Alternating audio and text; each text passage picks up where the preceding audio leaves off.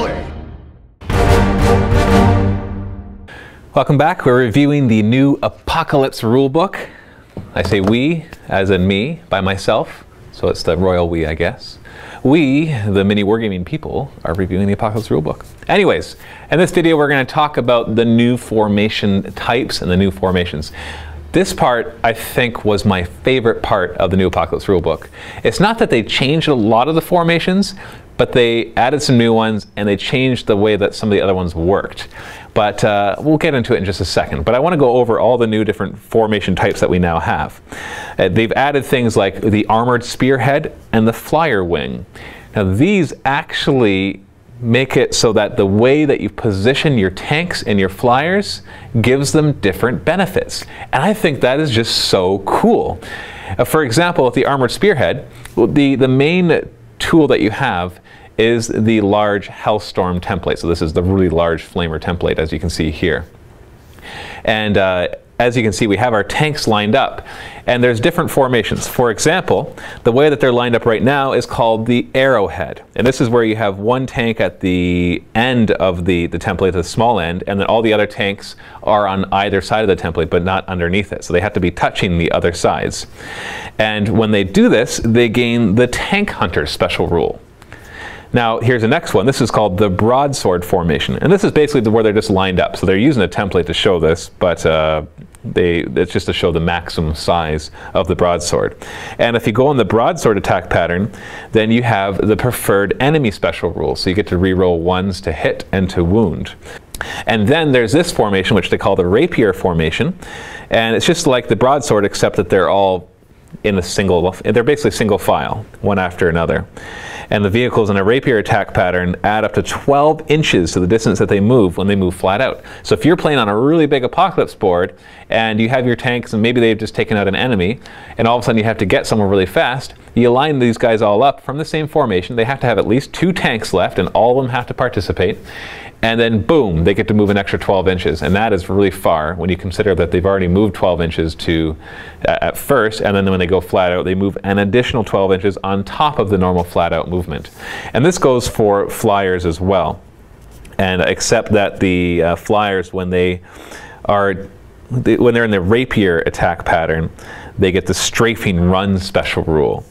And it still gets to add 12 inches to its move when it moves flat out. So it can do one or the other. Strafing run allows you to target ground targets a lot better. It gives you +1 ballistic skill to everything that's not a skimmer or a flying thing. So everything that's on the ground.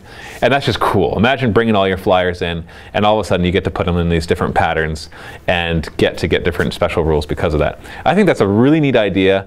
And while that doesn't even have to be an Apocalypse rule, they could even introduce that into the regular game of 40K or some special rule in 40K.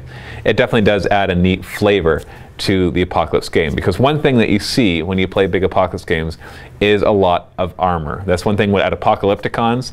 There are some people who all they bring are tanks, lots and lots of tanks, and it looks really cool. Now all of a sudden they can bring them in the different formations and then put them in the different attack patterns at different points of the game to get different special rules. So they want to take down a super heavy, well, grab the Tank Hunter special rule. They want to get somewhere really fast, well, go in the Rapier special rule. They want to take out a bunch of non-armored targets, well, go into the broadsword formation and get the preferred enemy. So it really all of a sudden changes how they work, so they don't just sit.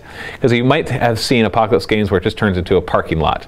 In other words, everybody deploys on one side and the other one's deploying the other side. The ones who like to get into close combat will move, and those who like to shoot will just sit still and fire back. Maybe they'll like shift an inch back and forth so that you don't automatically hit them when you get into close combat, but other than that, they just fire and sit still. Well, now they have a reason to actually change their formations, which will change a bit of the tactics of the game. Another type of formation, oh, and by the way, I'm going to go over this really quickly. In the old Apocalypse rulebook, it cost points to bring formations. Now it doesn't. And I like this decision because the points never really had any effect anyways. When you're playing a 10,000 point game and you have a formation which consists of like 500 to 1,000 points of models and it costs you an extra 50 points to bring the formation or 100 points to bring the formation, that really doesn't change the balance of the game that much. It doesn't help to balance it. And so in this case, there's no points cost. Now this is kind of a brilliant move on Games Workshop's side, because it means that when you look at the formations, you don't think of it in points, you think of it in what models you have to buy. So it encourages people, of course, to buy more.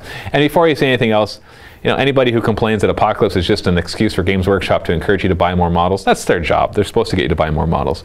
And while I don't approve of everything Games Workshop does, one thing they do is create cool supplements so that you can have a reason to get more models. Because really, if you're going to play a game, you want to have as many supplements as possible so you can play it in as many different ways as possible so you don't get bored. That's really what it comes down to. Another type of battle formation or formation is the high command. And the high command is basically, they say you have to bring this, this, this, and this, but it all gets combined into one large unit. And nobody is allowed to leave that unit, even independent characters, which is really neat because all of a sudden, like for example, there's one of the Necron ones where it's a bunch of Lich Guard and some of the HQ choices, and they all get crammed together in one giant squad. Now in the old Apocalypse rules, the only real race that could do that was the Orcs, because they had the one formation that allowed them to bring like 100 boys as one unit. And that was really fun, and so now they've really introduced that into other units.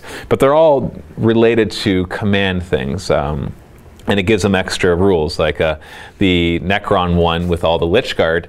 If at least 20 models have shields, then everybody in the unit gets a 3+ invulnerable save that can reflect back the shooting attacks. If you're familiar with the Necron's dispersion shield that the Lich Guard have, it gives them a 4+ invulnerable save, plus if they make that invulnerable save and so there's an enemy within 6 inches, the enemy takes the shot, so it bounces the shot back at them rather than obviously nobody when you make your invulnerable save. Well, if you have at least 20 of those in there, everybody gets a 3+ invulnerable save with the same rule. So it really adds a survivability aspect to that high command formation. We also, of course, have the massive fortifications, but they almost deserve a video of their own. But we'll maybe go into those a little later. But basically, massive fortifications are just Apocalypse fortifications. And they've, of course, released a bunch of new models for these that allow you to have enormous weapons on the field in terms of fortifications. Because the new 6th edition 40K introduced fortifications, so it makes sense that an update to the Apocalypse rulebook would really focus on new fortifications as well. So they have all sorts of new ones, plus formations that you can do with them and special rules that come with them, including an increase to the maximum armor value up to 15. So a lot of these massive fortifications have an armor value of 15 rather than 14, and that's just ridiculous. Basically, you're going to need destroyer weapons to take them down is what it comes down to.